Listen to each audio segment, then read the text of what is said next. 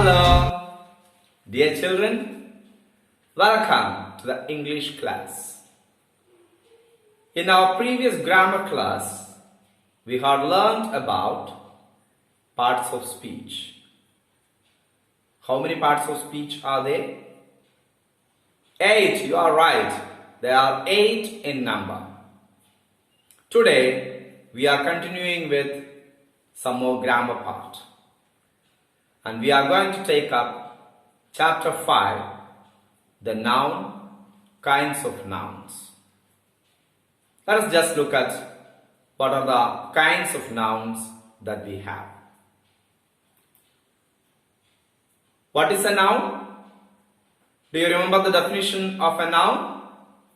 Yes, I am sure all of you have learned what is a noun. A noun is a word used as the name of a person, place, or thing. Look at the following examples. Akbar was a great king. Kolkata is a big city. My school is Marygiri. Can you identify the nouns from these sentences, these 3 sentences? Yes, Akbar, king, Kolkata, city, school, and Marygiri. Do you find any difference between Akbar, Kolkata, Marygiri, and king, city, and school? Yes, maybe, isn't it? We can understand Akbar, Kolkata, and Marygiri are the names of particular persons or place. And king, city, and school refers to any king, any city, or any school. So now let us look at the types of or kinds of nouns. Nouns are first classified as proper noun and common noun.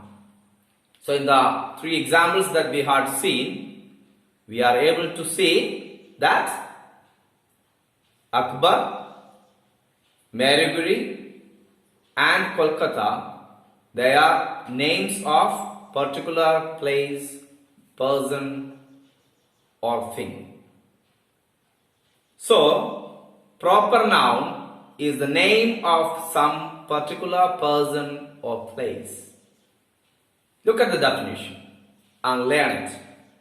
A proper noun is the name of some particular person or place. So we have seen examples, and we can say all your names are examples of proper nouns. The names of the month are examples of proper noun. The days of the week are examples of proper nouns. The names of newspapers, magazines, dailies are all examples of proper nouns. And one speciality of proper noun is that it is always written with a capital letter. The first letter of a proper noun is always written in capital letter. So please remember that. Coming on to common noun. A common noun is a name given to every person or thing of the same class or kind. So what is a common noun? Look at the definition over here. A common noun is a name given to every person or thing of the same class or kind. We have seen in the previous example, when we say city, it can refer to any city.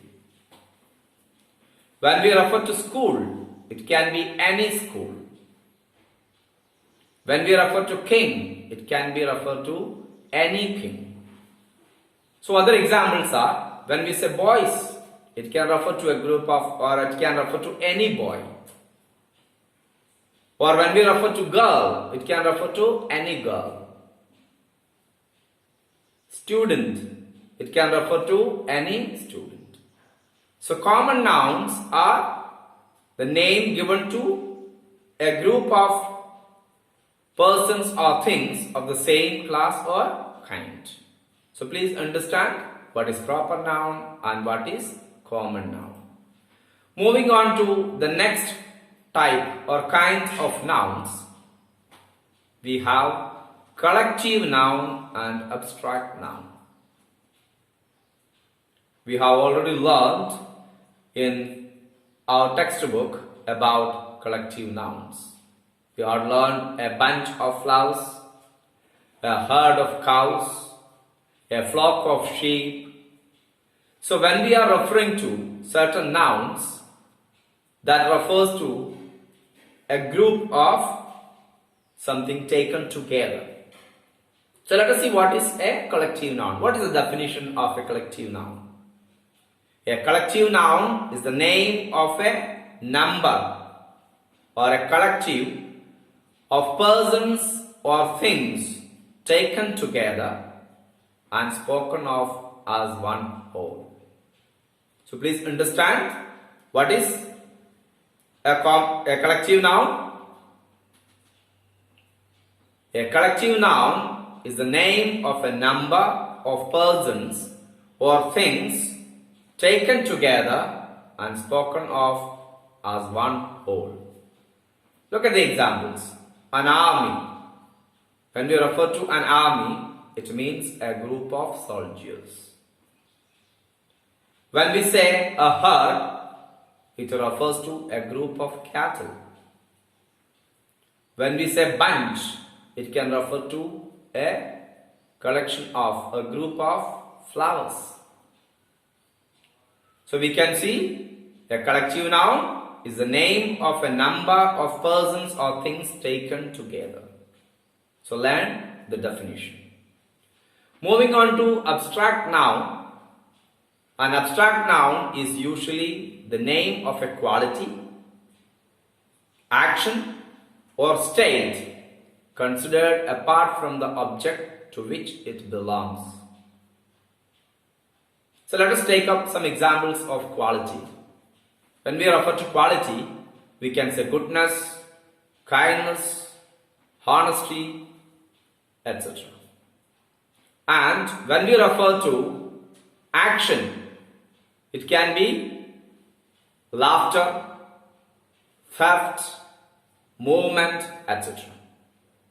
And when we refer to the state of being something, it can be childhood, it can be death, maybe slavery, etc. So, the second classification of nouns are collective noun and abstract noun. Yes, let us move on to another classification of noun. Nouns are again countable or uncountable nouns. When we refer to certain things or persons or places, we are able to count. We know how many in number. So countable nouns are the names of objects, people, etc. that we can count. For example, book. So if you are asked to see how many books you have, you are able to count and tell.